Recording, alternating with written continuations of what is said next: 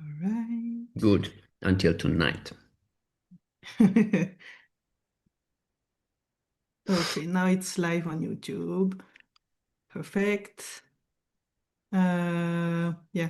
Could you stop sharing your screen for a Oh, few yes, of for a few course. Sorry, seconds, sorry. please? Yeah. Thank you. Um, And I will begin. So, welcome to this Words of Type lecture, everyone. I am Lisa, the founder of Words of Type, and I'm your host today. So, thank you all for joining this first Words of Type free lecture, which means that just like Words of Type conversations, members are joining via Zoom and will get to join the Q&A after the lecture. But non-members can still watch the live broadcast on YouTube. So, hello, YouTube. So thank you all for joining this first Words of. So, quick note to non-members, please consider becoming a member to support Words of Type. All info are to be found on www.wordsoftype.com. And then first, to make sure that this goes smoothly, everyone please keep your mic off, except for the speaker, obviously. And if you want, you can leave your camera on so that today's speaker can feel like he's talking to actual people. During the talk, if you have any questions or comments, you can write them down in the chat if you don't want to forget them. And when it's time for Q&A, I will go through the questions one by one, or you can raise your hand. I will call you and ask your question directly if you want it. Now, our great speaker today, Fabian Harb, if you want to raise your hand. Fabian is a Swiss graphic and type designer, and together with Johannes Breyer, they founded the great Dynamo Type Foundry. With their team, they worked on the Foundry's font catalog as well as custom work for many clients, such as Stedelijk Museum, Nike, Rimowa, and Spotify, just to name a few. So please, everyone, give a warm virtual, sorry, applause to Fabian. And Fabian, the stage is yours. Perfect. Hey, thank you so much. Thanks so much for the invitation. Thanks so much for the introduction. Wait, I hope now I'm back on sharing. Does that work? Yeah. Yes, perfect. Very good. So, super nice. Yeah, it's an honor to finally be here, Lisa. And I have been talking about doing a lecture here already for a long time, and then kind of like pushed it again, and then timing didn't work. And finally, I think everything aligned.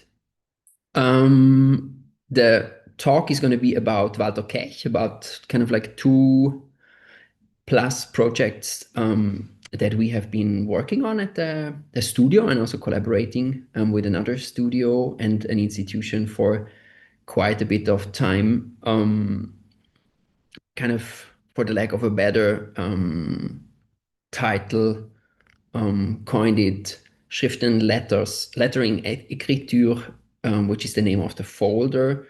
170 slides about Walter Kech. Actually, like, because we gave the talk on the occasion of the book launch at the Museum für Gestaltung in Zurich last fall. And then and it was a conversation, and then when I kind of transformed it into a lecture, or more like a kind of one voice talking, it came down to 138 slides. So I think we have kind of 6 seconds more per slide to talk. The structure is a little bit like threefold. The first part is a little bit more about like the setup, about like Omni Group, who we worked with on this project, about us at Dynamo for those that are not familiar with the studio. The second part is about the typefaces, about the Walter family that we published or keep publishing. And then the third part is going to be about the reprint, the republishing of the folder. So let's go. Here you can see a little bit like the kind of initial people involved in the project. I will start to highlight a little bit Simon and Leo. Simon and Leo are graphic designers, type designers running a studio that is called Omni Group in Lausanne. here you can see the studio in the bottom in a very beautiful summer day when you can sit outside and have lunch and so on, all together with the people that are sharing the space, like some designers, writers, curators, super close from Ekal that I will be talking about a bit more in a second. Last time that I've been there in fall, they have a third team member on the ground, Luca, who is also in the studio there in the bottom on the left. And it's kind of funny, huh? Like Simon is always having like something red on, and then Leo something black. It's not always like that, but I think when I tend to take pictures. Um, Omni Group is working, I think, in quite a wide range of different disciplines. They're obviously doing like a lot of graphic design.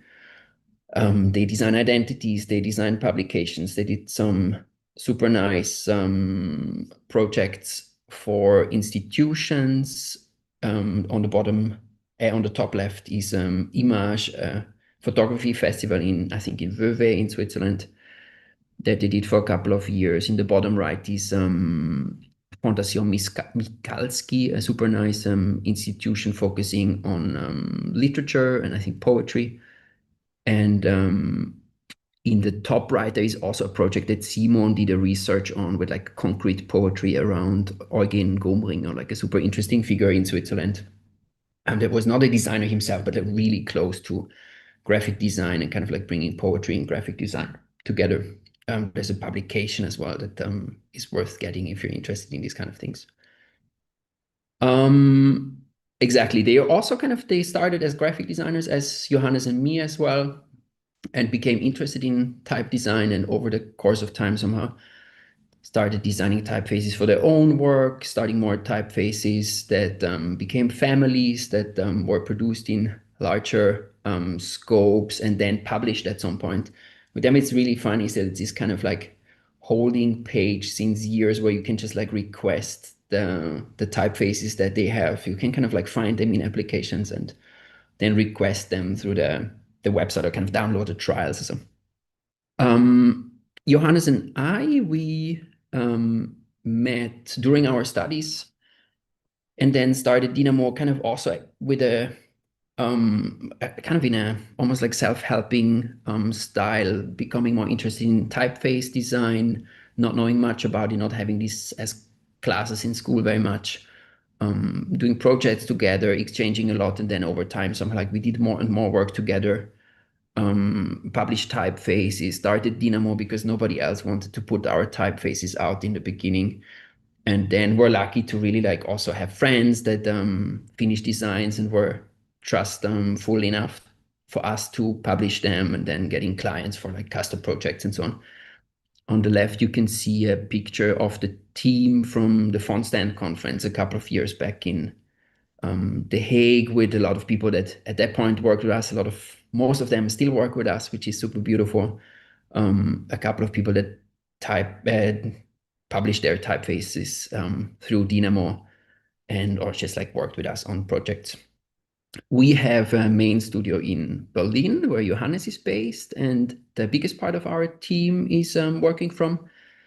I used to be in Basel before, but I moved to Porto. That those two studios you can see in the bottom, but then we also super nicely collaborate on a quite frequent basis with a lot of people that are living in various places all around the globe, which is fantastic. I think someone like our kind of work and today's technology allows to be connected and working together in ways that are, yeah, extremely beautiful. And I think, yeah, how would it be if that was not possible? I wouldn't know. Here you can see Roberto and Samira and Mike and Olga, Fabi, Ethan from Berlin, Hugo from Berlin, Henna from Berlin. We still also, like Johannes and I, started as graphic designers. We never like formally studied type design. There's still like a huge love for graphic design. I think not so much time anymore for it, but still whenever the opportunities come up, we enjoy designing things, putting out other stuff than just like the digital fonts. But of course, Dynamo is, that's what it's mostly about. It's really like the library that we publish typeface designs that are created within the team or from friends that are willing, interested in publishing through us. And then, of course, a lot of client work, custom projects where we are able to create something specific or a special version of an existing design for a client. But back to the story. All of us, basically, Simon, Leo, Johannes, and also I studied in Switzerland in design schools. Simon is from Venice and came to ECAL, I think, only for his master. Simon is from Stuttgart and he came already, I think, for his bachelor for an exchange semester and then also did his master at ECAL in Lausanne. Actually, I should have put the picture as well of the Zurich school. Johannes is from Germany. He from Erlangen. He also came to Switzerland, but to Zurich for his studies, and happened to be in the same class with Larissa Kasper, with a really good friend of mine. It comes from the same tiny village in the eastern end of Switzerland. Me myself, I studied in the school that is here in the picture in Basel. And somehow I think like all of us, like first studying graphic design, somehow had door openers for us that introduced us to the world and the work of Walter Kech. For Simon and Leo, that was François Rappo, who was a teacher, is not anymore at the ECAL. And for me, it was Philipp Stamm, my typography teacher. And it was super nice. I think like the way that they told about it and the way I also got to see it a little bit myself. Fossa would always bring like crazy books to the class and like show them stuff. Like not only I think the typefaces, but most of the time also the books being like amazing objects that are hard to get hold of and are amazing to see in real life and not just pictures of it. Here you can see from his Instagram where he even says like buy this book. He has like 3 versions of the folder, like you can see there. He has it like 3 times. For me, it was a bit more understated or low key. Philip was working while I was a student. Philip was working on the big book about the oeuvre of Adrian Frutiger, his kind of type design hero. And there is also like one chapter about Kech in that book because Adrian Frutiger was actually one of the students of Walter Kech in the Zurich school in the, I don't remember even the 40s, 50s, probably more 50s. Yeah, and somehow that I think like made us connected us with this person and a little bit with the work. I think it's somehow like also framed, of course, in a time where we were extremely interested in graphic design and in typography, publications, book design. I think was the kind of thing that everybody wanted to do the most. Digital typefaces was kind of you had already a big selection of possibilities on your computer, but it was also this time where someone like independent, smaller designs started to pop up that were interesting and that were sometimes really hard to get. No, it was not like how today you can just download trials everywhere and so on, but you had to, I don't know, maybe really buy it, or it was not on a website. You had to email somebody. So I think somehow like in this realm of like, I don't know, really loving Accurat or Replica or Neutral, these typefaces that somehow like, yeah, not everybody had. If you had them, it was super special. Maybe you would also not share them with everybody. But also then, of course, I think even going a bit more deep into the subject and like finding out about typefaces that didn't even exist in digital forms. No, so there was like this Gersner program version that back then didn't exist. Now it is beautifully digitized and available. Or also Unica. This is even I was in the morning. I was asking for the pictures of this because I couldn't find them online. This like brochure on the right you can see is the publication that was published alongside with Unica when it was first released, kind of like explaining the differences where it goes away from Helvetica. And Dan Solbach, who started his studies a year before me, he was also taking typography classes with Philip, and Philip gave this brochure, like the real thing, to Dan. I was like always so jealous. This morning just like hit me again. Then I think also, of course, then more the understanding of what we learned in classes and like heard Philip talking about how Frutiger studied with Kech and really like kind of like learning and building on his foundation. Here you can see first one of the designs from the folder, Rauchwaren. And then on the right, you can see a student assignment of Adrian Frutiger in his class at the school in Zurich, in the class of Walter Kech.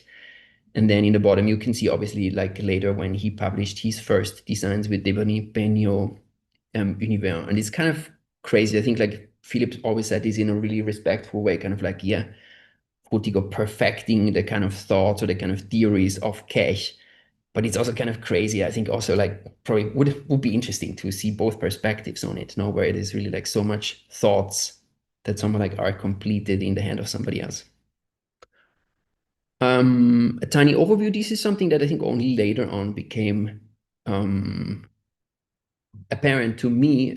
It's also not probably something like very complete and scientific, but kind of interesting to see in perspective that I think in the most of the designs that were somehow like published around the turn of the century, all the terminals in the grotesques are still kind of ending angular or kind of like in, I don't know, diagonal cuts.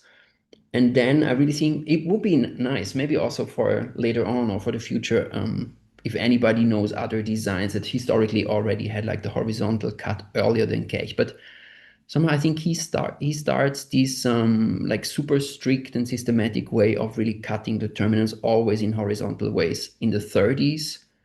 There's like posters that I will also show one later that you can see that already. And then in the folder in 49, when he publishes it, this really goes through these kind of like super dogmatic logics that you can afterwards build whole families upon. And then also, I think later on, of course, Frutiger with being a student of Kech, obviously, but I think also other designs, Helvetica, Neue Haskotesque, Folio, I think they all do these afterwards. So I think also the impact of Kech definitely is around. I don't know how conscious and how reflected that was at the time, but definitely I think it was hitting a chord quite loudly. And then last but not least, also, of course, I think already back then when we studied, it was something that was really hard to get hold of as well. There was a little bit this aura around the folder. There was a couple of libraries that we knew that had the folder that you could see it, but most of the time you couldn't borrow it. You couldn't take it at home, but you could only consult it there on location. And also, whenever we would find it somewhere online for sale, usually would be like really expensive. It was really this kind of like holy grail thing, like who could afford it or who'd like offer a bit more on the auction or something like this.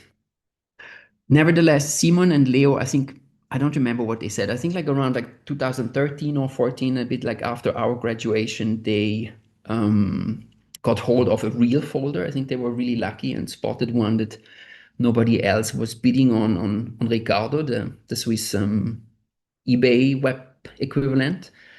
And I was, I think also around that time able to, in the library in St. Gallen, where I come from, there was a folder as well, and you could actually use it at the copy machine. So I just like photocopied the whole book, like all the 100 and something pages. I really have this kind of like bootleg photocopy. And both of us individually, without knowing from each other, started to make our own digital versions of it. And then also still unknown to each other, around the same time, Simon and Leo got the first commission to do an identity for a museum in Ulm, I think in Germany, and used their digital version for the identity. And I also was super lucky. Dan, my friend, he was in 2015 able to redesign the identity of the Kunsthalle in St. Gallen, and then somehow in St. Gallen, in Zurich, and then somehow with this proximity of Kech teaching in Zurich, the Kunsthalle being in Zurich, we thought, okay, this could be super interesting to actually use the digital version of Rauchwaren for it. We were quite free and maybe also not able in all of the details of it to keep the original, to make the original work. So there was a couple of things that we tweaked. The contrast is a bit more low, or the weight is a little bit more light. And then also this kind of additional treatment, because especially in the beginning of the new program of the director, there was so much information that we thought, okay, it would be super nice to just push all these descenders up that the line height can be super tight and the content can be just like floated in mega compact. Here a couple of posters that Dan designed throughout the years. I think it was in use until like last year. So I think like last year somebody else took over, a new director and then also a new graphic designer. And here a little bit the same. Simon and Leo first used heavier weight from the folder as basis of the digital version. And basically like the biggest thing that they were changing was that the dots, the punctuation and the dots on the I and the J became round, kind of like it was for the bread museum. So I think that was always a little bit this tongue in cheek that, okay, like because of the bread, like the dots became round. Here's some application, super nice signage work as well, really like cut from metal and kind of powder coated, or how you call it. Um, in 2018, we then really like got to meet each other properly. Johannes and I were invited to teach a workshop at ECA that terribly failed. We wanted to like cast font type, really like we kind of first made these molds from clay and then poured like plaster into it, and it was like a huge mess. I think we were like afterwards all appreciating that actually the typefaces are designed digitally today, or most of the time. Um, Here's some videos. Yeah, it was like kind of early days, also variable fonts and so on. It was super exciting, good week together, intense week together. And we synced a lot, talked a lot, looked at each other's libraries and so on. And very shortly after, I was able to buy the folder as well for myself. And I was super lucky going to Libelle, which is kind of the best secondhand bookshop in Basel in Switzerland. If you're ever there, you should really make sure to check Libelle. And they had not only the folder, I couldn't afford that folder, it was really expensive, but they had like also a second kind of a tiny folder that I also have here that you can see on the right. And that was super nice. I was like going there, checking the stuff, and then I found it and saw it, and it was actually like another typeface, something that was different from the big folder. And I was immediately like, wow, this is super cool. And I asked, hey, would you sell these actually like separate? It was like part of the together with the folder.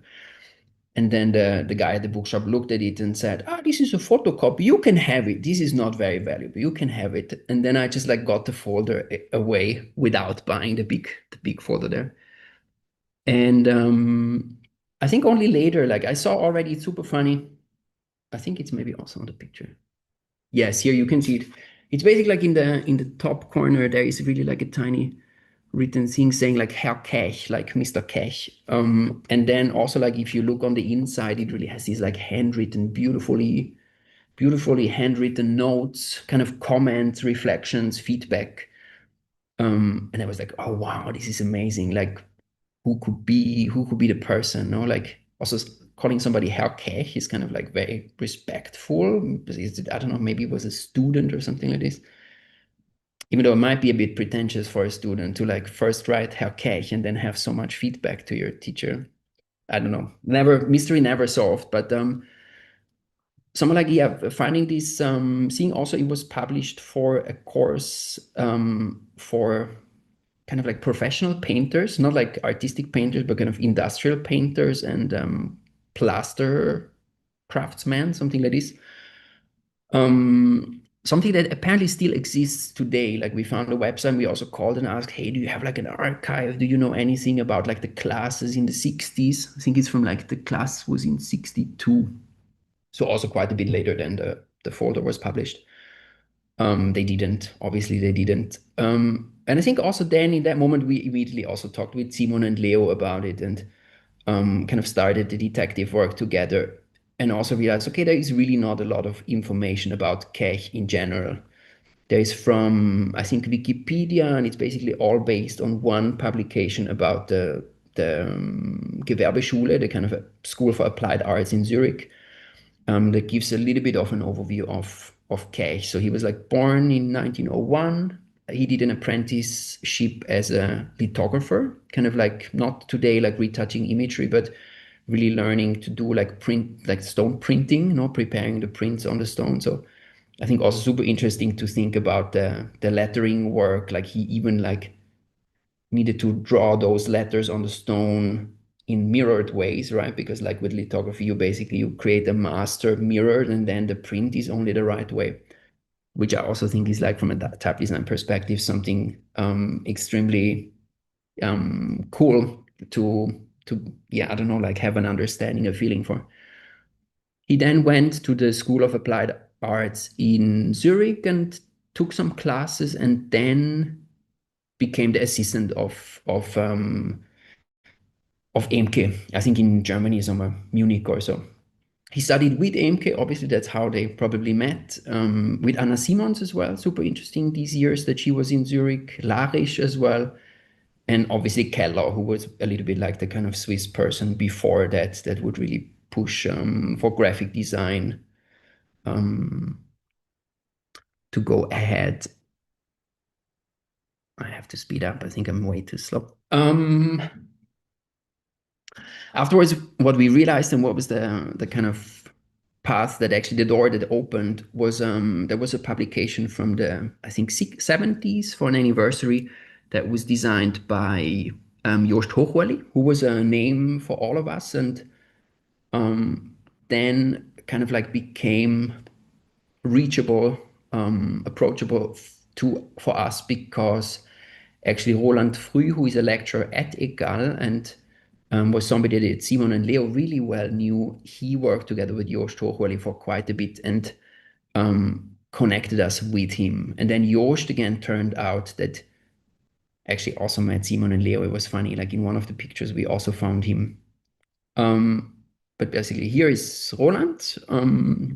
We then had quite a bit of exchange with him. He knew also a little bit of the backstory, but like mostly just introduced us to Joost, who we were then able to talk to once on the phone, and he told us a lot about his classes. He also studied with Kech in Zurich when he was a teacher, I think later on in his life.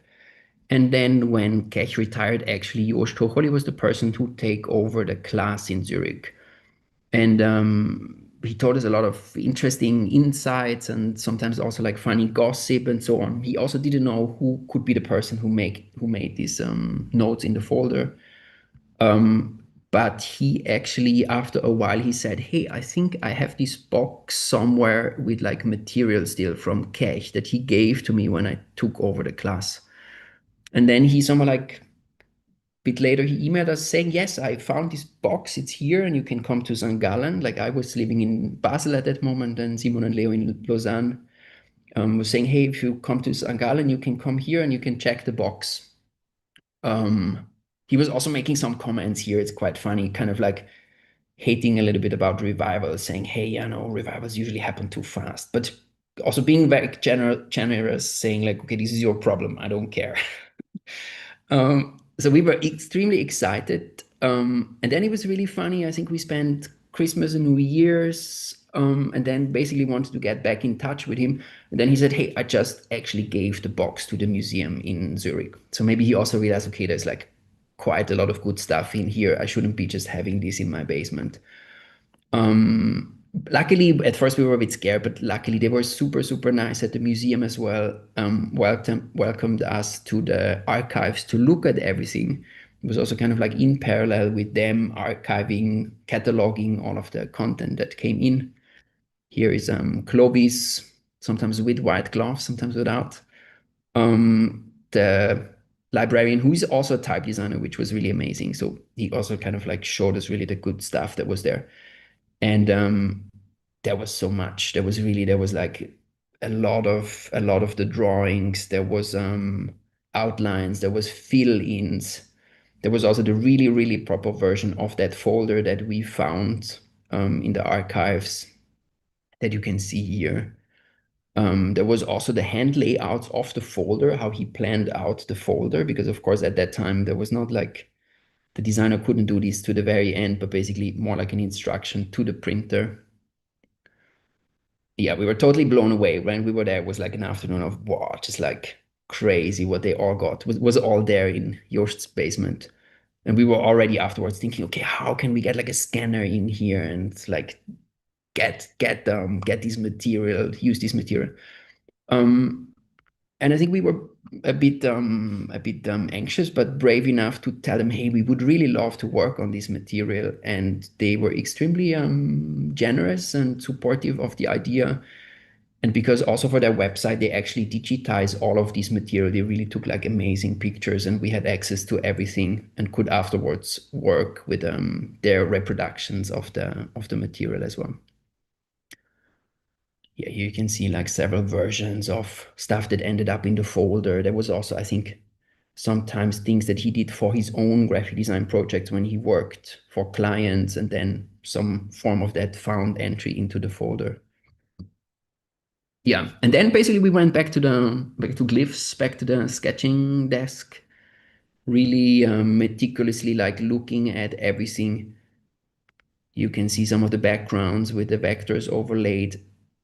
Also super nice was there was a lot of sketches, and he was quite good in also like writing down. He's like taking visual notes. So there was a lot of times a bit like his theory in the preparation for the folder, where he would show, okay, which letters, what part of the letters would he align. He was quite dogmatic about like what you should do in what way.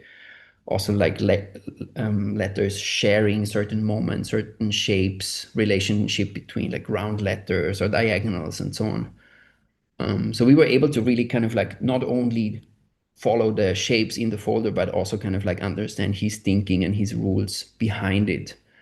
And it was super fun because I think like obviously this now looks, you could really align everything perfect. And with the digital tools today, you're also like, you're so precise. And it was also funny then afterwards to see, for example, his rule was, I think like here before, you can see H and E, the middle bars, they're like horizontally perfectly aligned, no optical correction or anything.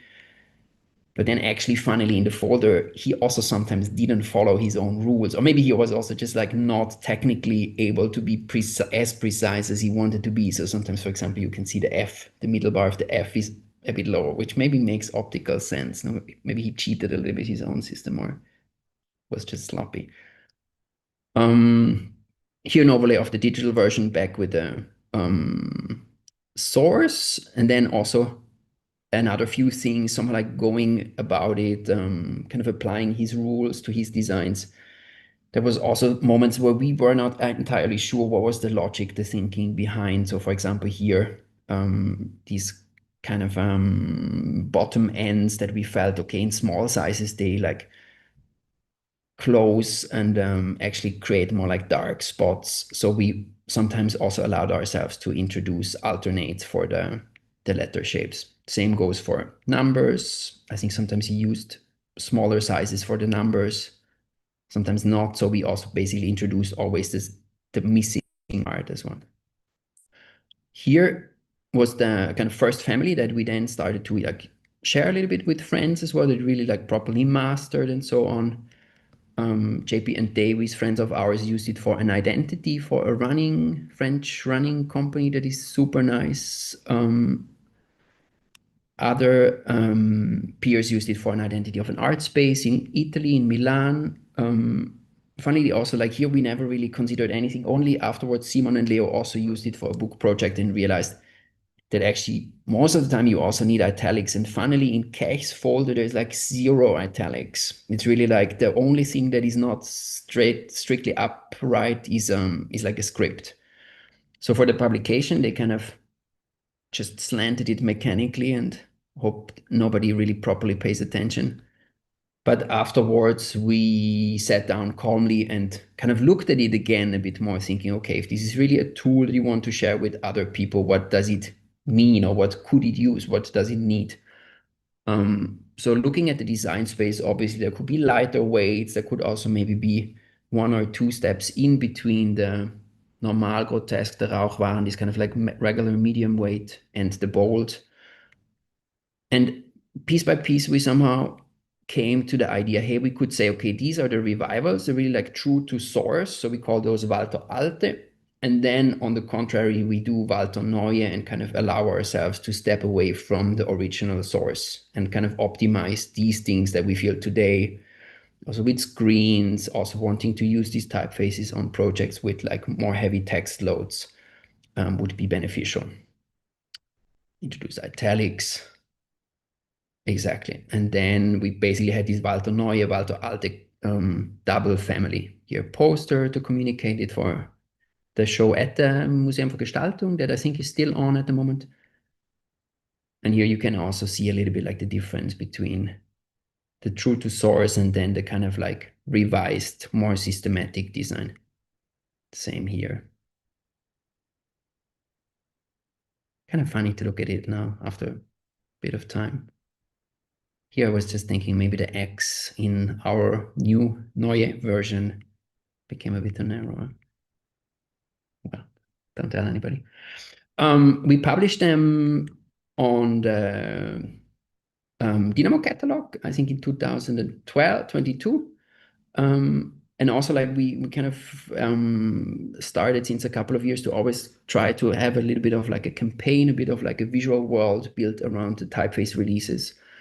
And then for Walter, in the beginning we thought, hey, we could work with all of these like imagery that actually was also in this box at Jost and in the archives in Zurich. There's like a lot of hilarious, beautiful pictures of like him, for example, going to these like caves and rubbing off shapes and so on, and sometimes correspondence. There was a lot of correspondence that he would write in very beautiful, warm script by hand. But it also felt a little limiting and kind of weird to kind of celebrate this person so much. And then in a really like silly moment, somebody in the team came up with the idea because in German it's like where is Wally is wo ist Walter? And then we thought, okay, this is perfect. This is really like kind of Walter Neue, Walter Alte, and then they're always going around town together doing stuff and kind of like sometimes they're really nice to each other and sometimes they're not really nice to each other. And there's always like kind of what do they share, what do they don't. Um, a bit of kind of New Yorker style caption contest where people could submit something, which was really funny and entertaining.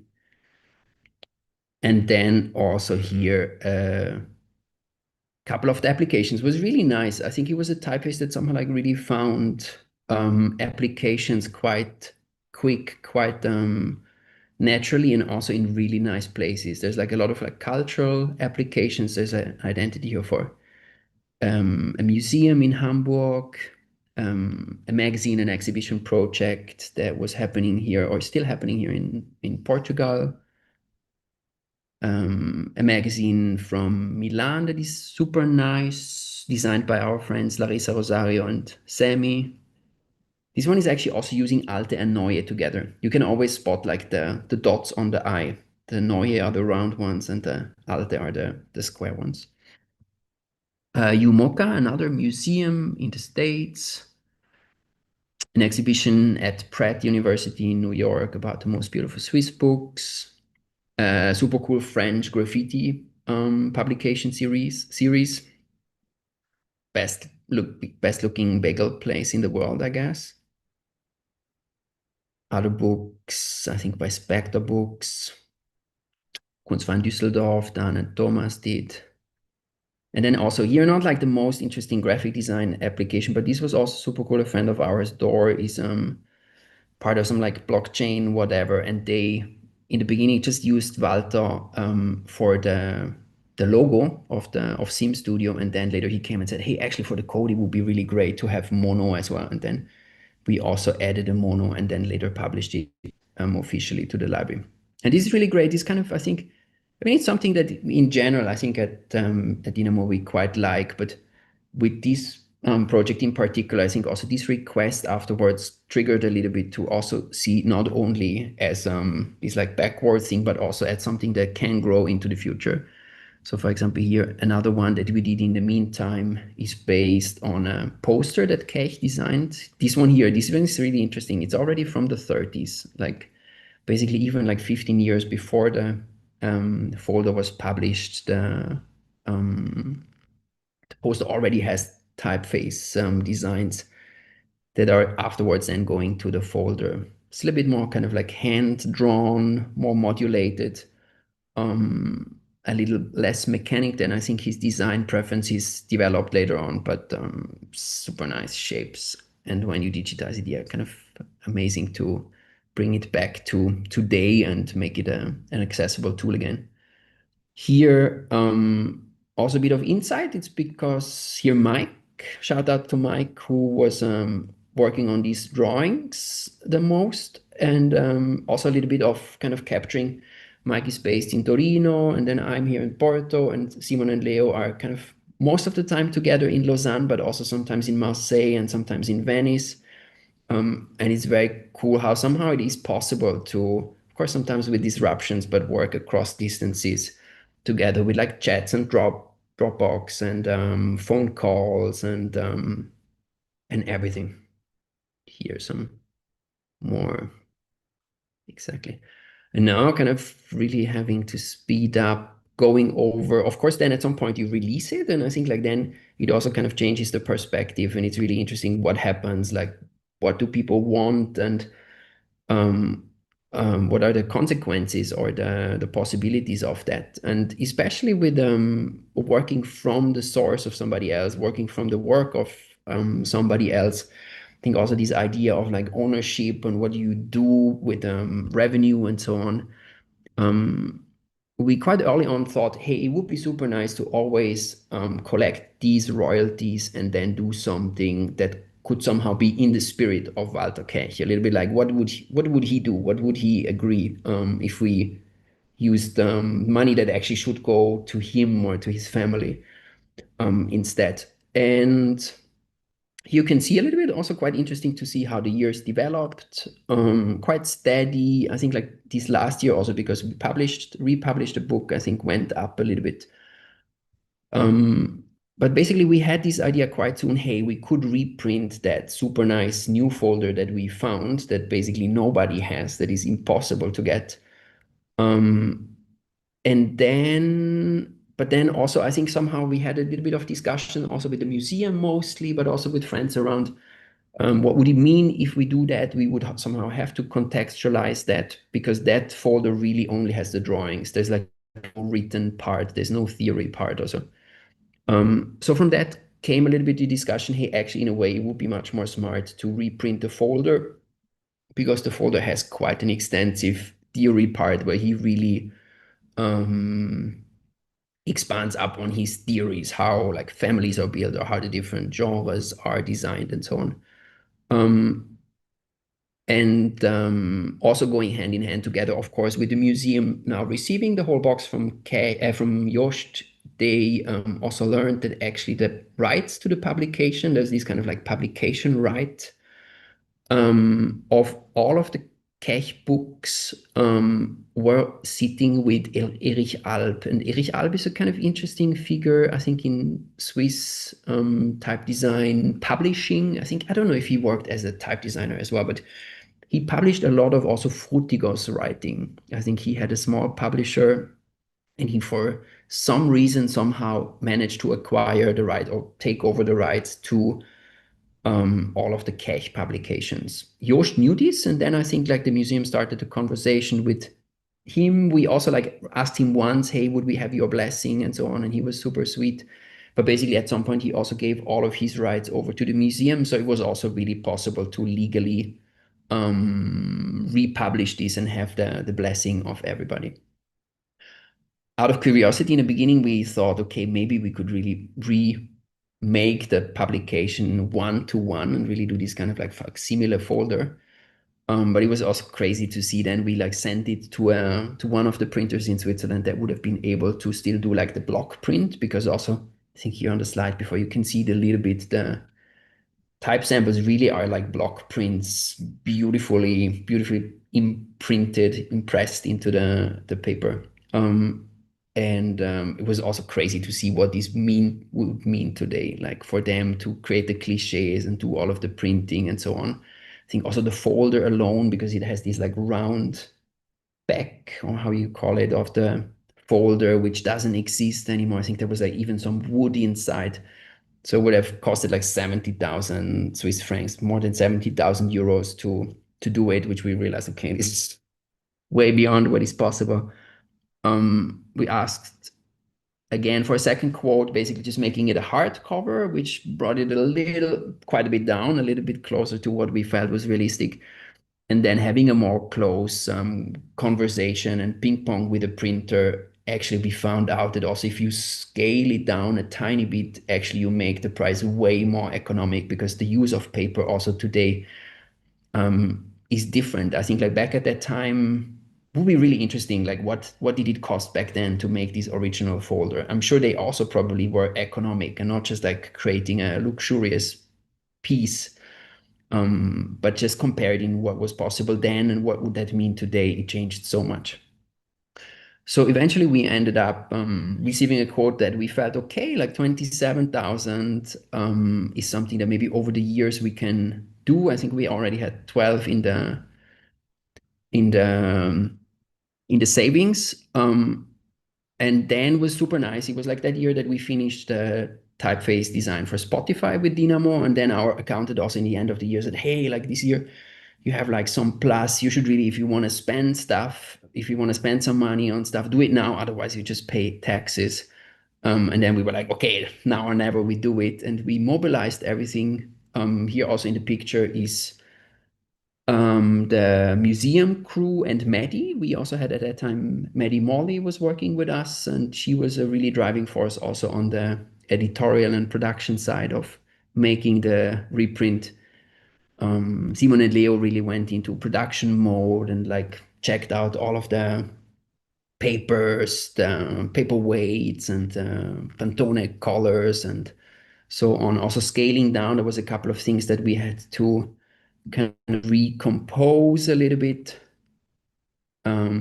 Also doing the lithography, they really like, because I think today everything is so precise. I think they even like kind of like realigned everything that if the paper would see through, like the body text align again and so on.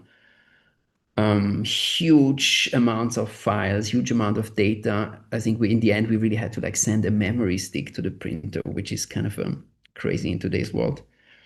And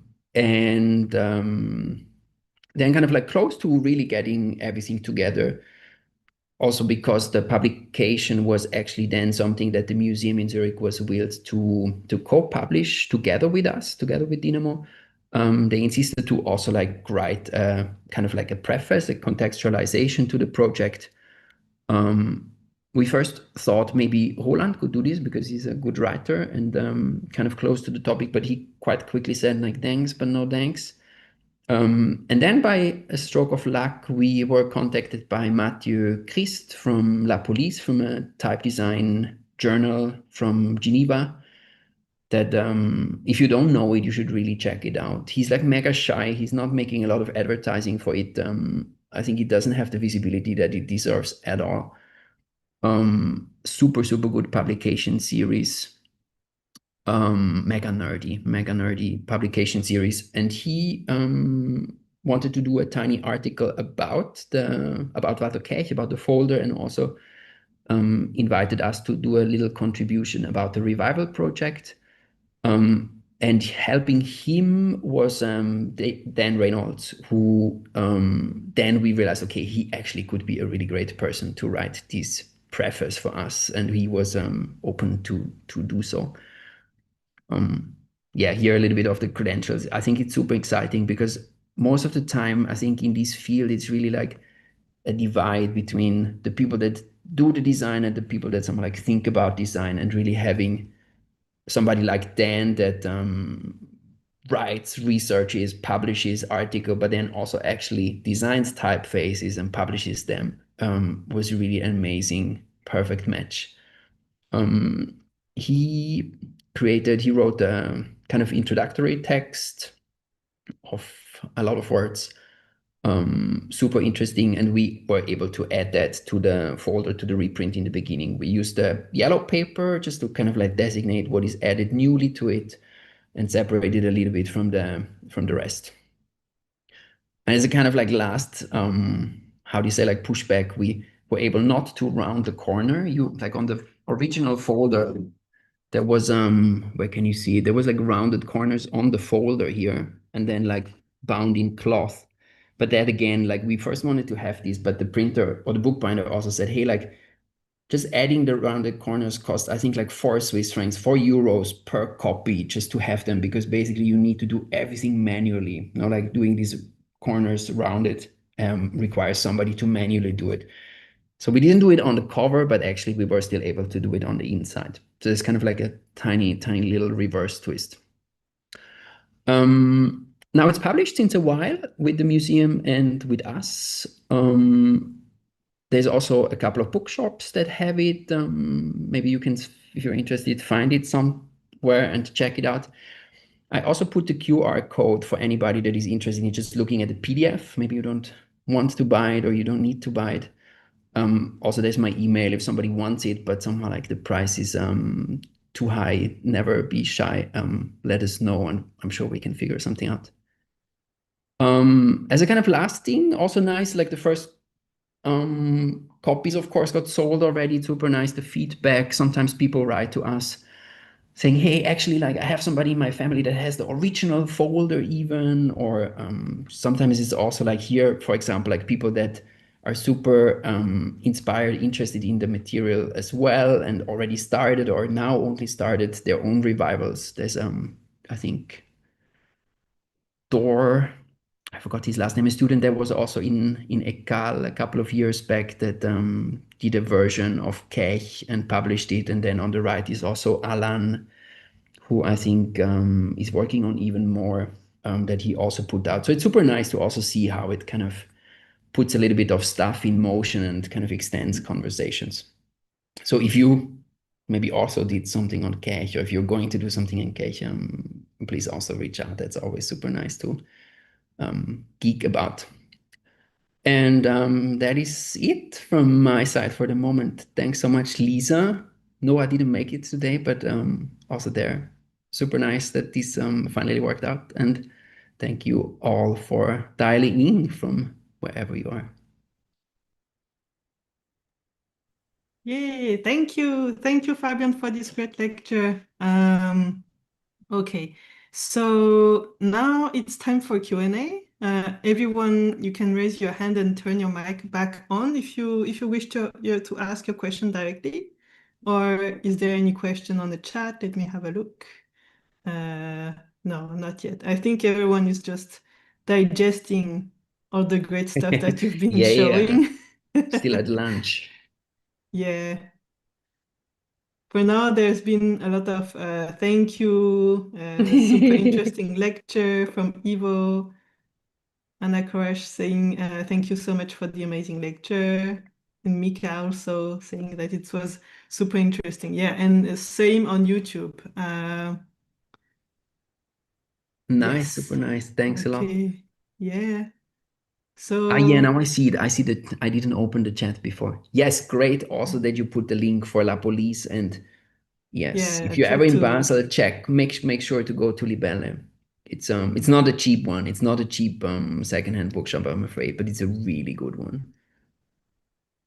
Yeah. So no questions? Also fine. Um, Yeah.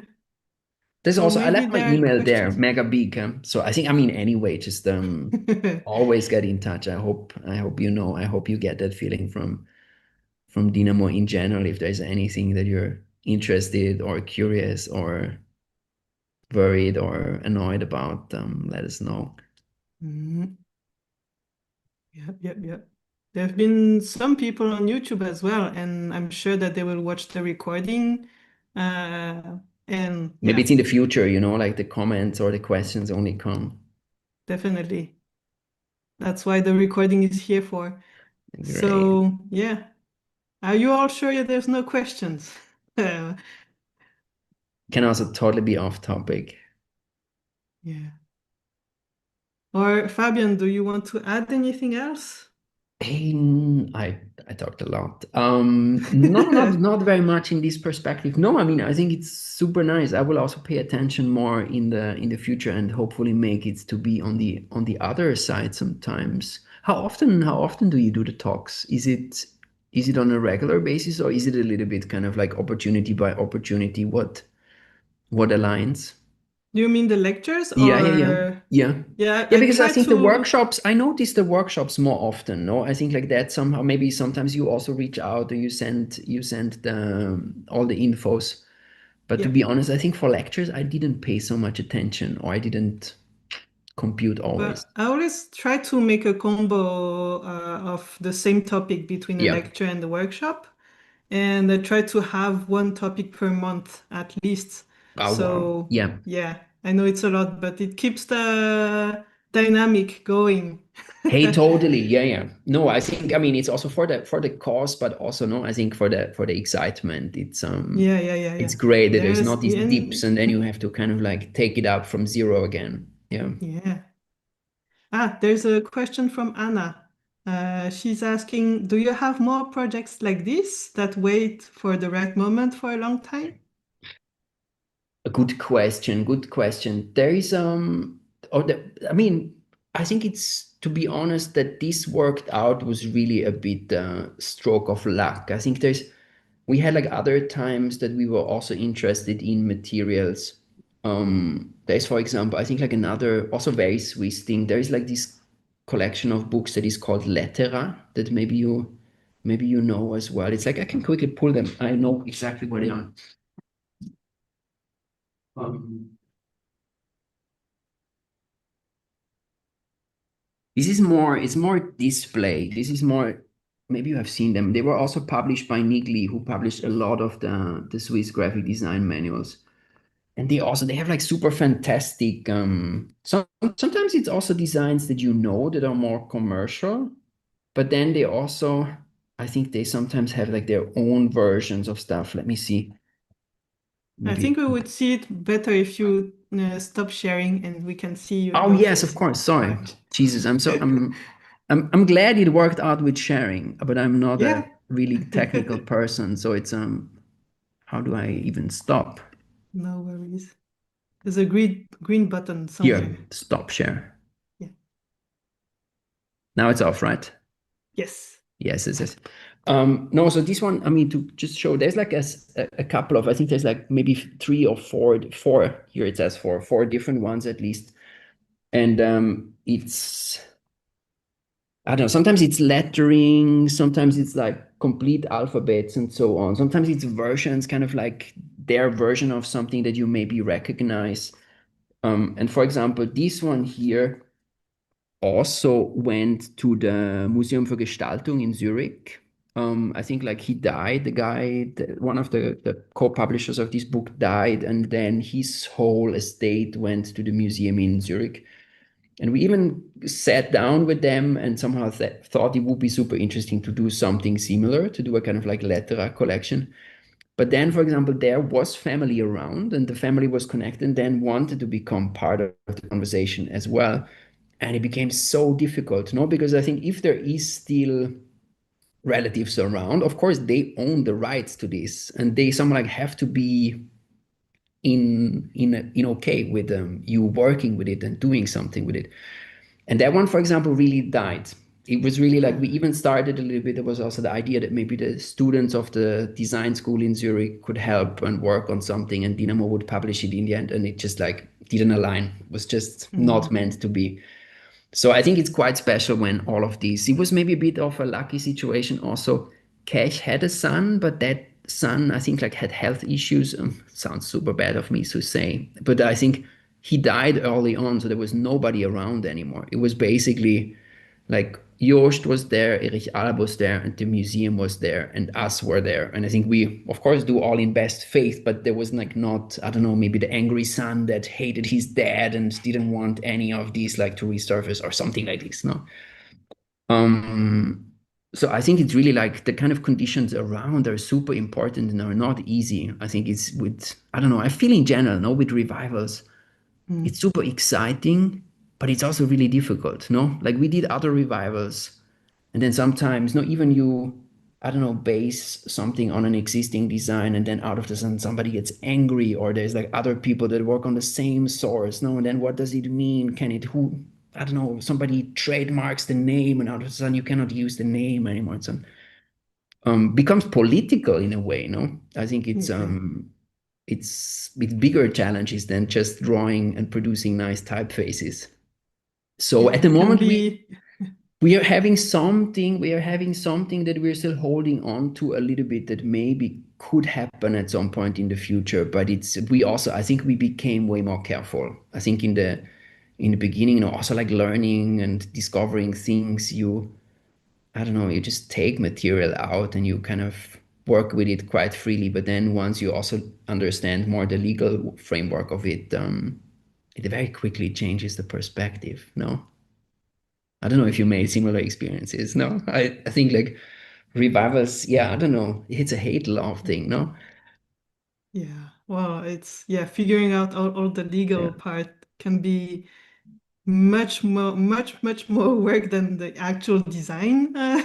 yeah, yeah, yeah. Yeah. No, I think It's yeah. not for the No, I faint mean of I think heart. it's amazing when you can somehow also do something about history, about like the context. I think like even more nice it would have been a female designer. I don't know. I think like adding something to a history that somehow like is overlooked and forgotten. And I think with Keck to a large extent, I think there was also the motivation to pull through. Also, working with the museum was great, but also not always easy. I think it's also Mm. institutions know they can be there's certain ways and they have rules, and you cannot just go there and take everything or scan everything and so on. They also have their own kind of agendas or interests and so on. Um, so it becomes very quickly complex.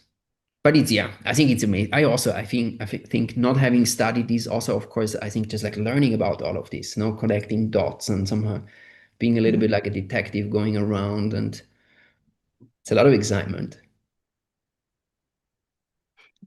Yeah. Thank you. There's another question from Mika saying, how would you compare the creative process and differences between designing revival versus a new typeface? Yeah, yeah. Hey, yeah, I mean, this in a way was a little, I mean, it was not completely designing a new typeface, but it was a little bit of both. No, I think that also made it very pleasant. I think with revivals, I always feel you have to first find out what is your revival about. No, I think is it about, I don't know, like really kind of like going back to the first initial drawings of a design and kind of like recreating that, or is it about, I don't know, how it felt in print and somehow like recreating that visual presence of when the, I don't know, can also be, I mean, I'm kind of assuming it's maybe like a hot metal typeface, could also be something different, of course. um so I think the revival, of course, is more also this challenge of being precise, being appropriate, being consistent, and so on, which there is much more this like right and wrong, depending on what your criteria is. Which I think to me is more this mindset of, I don't know, excitement when you get it right, when you feel like we really like we did it that way that we decided to do it. And it's of course like less this creative, let's find something out in the design. But I think with this project, it was really great because afterwards, when we decided to do this like Neue part of the family, it really became this kind of like, how do you say, like free space again, this kind of like open playing field where you can decide yourself and also bring in, of course, your personal preferences. I think also experiences of using type or designing type in today's environment with technology and also like the kind of applications in mind. So I think there's way more, I would say, energy or so that is in that process, no? Because I think just the possibilities are way bigger. I think also I wouldn't say we were way faster. I think, but it was definitely a different speed, was different energy. I think like with the revival, you're really kind of like slowly working on something, trying to always be as precise and as appropriate or accurate as possible. Where I think like with the Neue, then afterwards you break away and you're kind of like nobody tells you what is right and wrong anymore. And I think there's way more, okay, let's just fuck around and try. And I don't know, you do like three things that you didn't like until you find the one that you do and so on.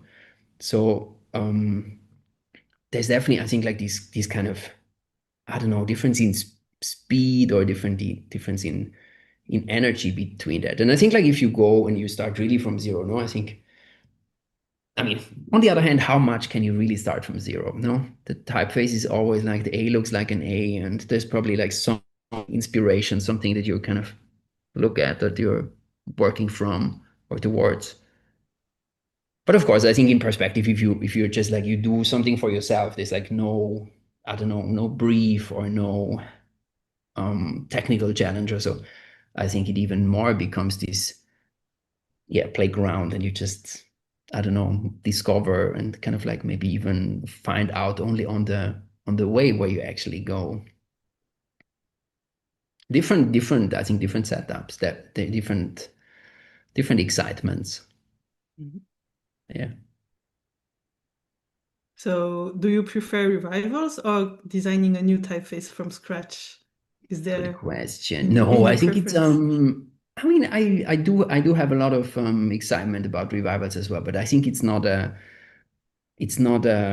specialization or kind of focus that I think is very easy or very smart as well. No, because I think you always have to work with the assumption that somebody else has basically the same rights and the same possibilities to work on the same source.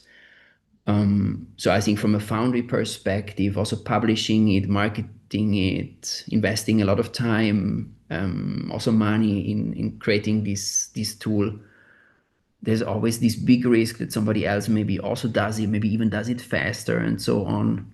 Um, But better? Mm. Maybe even better, maybe even better. Totally. Yeah, yeah, no, absolutely. No, I think like what I like, I think maybe what I like, what is the sweet spot for me is more kind of like being inspired and kind of referring to something. And I think like I'm always really interested in where do people come from? And I think it's also this is also an interesting learning curve. I think in the beginning when we publish typefaces, we always try to say, okay, this is, I don't know, inspired from there, and this is like referring to that and so on. And we also quite early on made a really bad experience with the typeface that became Maxi that we published, this kind of like super display-ish design. And that one is based on a sketch of Max Bill that he had some idea, I think in the 70s or so, quite late in his life. He had this idea of like a machine readable typeface. And therefore, I think like the vowels were more heavy than the rest and so on. And the shapes were just like bizarre. It was really this like mega wild mix of shapes. And I found that as well as a student and digitized it and then used it a couple of times myself, shared it with other people. And then I really got like a kind of a cease and desist letter from the Max Bill Foundation. And they were really like, you cannot do this. What are you doing here? What kind of money did you make with this? And so on.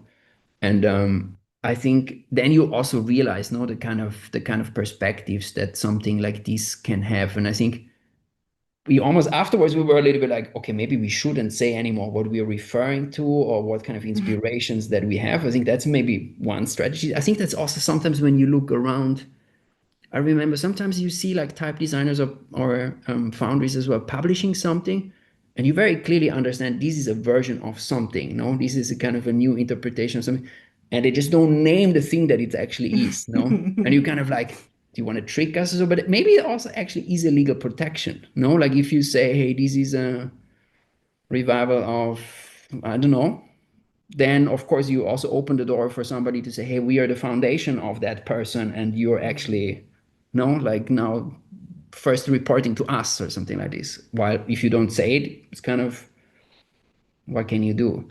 But I think it in also like the kind of spirits of exchange and being interested in I don't know, having interesting conversations as well. I think it's a bit of a shame when that doesn't happen, no? Like if Yeah, you're inspired by Gerstner, I think you should be able to say, and you should be saying that you're inspired by that. No, I think. yeah. Um, so I think like maybe the sweet spot is really to say, okay, like you start from something, but then you add your own perspective to that. You make it something that is also yours, that is not only that other person's. Um, that it's also making your time worth, no? Because I think also typefaces, it takes so much time. It's also making sense that you somehow like you add something from yourself into it. Mhm.